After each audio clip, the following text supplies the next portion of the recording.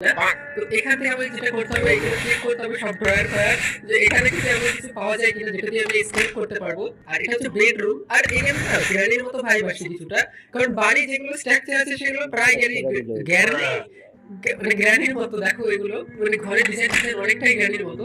আর এই গেমটা অনেক স্মুথ আছে, চাইলে টেস্ট করে দেখতে পারো। আর অনেকেই বলছিল এই গেমটা অনেকদিন ধরে খেলতে, যদিও লেট হয়ে গেল, কিন্তু আজকে থেকে আমরা আরো ভালো করে গেম খেলবো।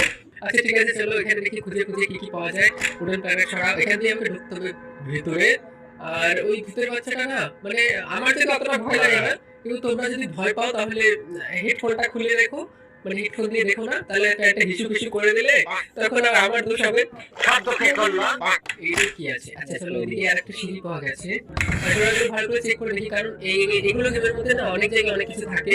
যদি ভালো করে খুঁজে না দেখি তাহলে হয়তো এসকেপ করতে পারবে না। ওই জন্য সবকিছু খুঁজে দেখতে হবে, তন্ন তন্ন করে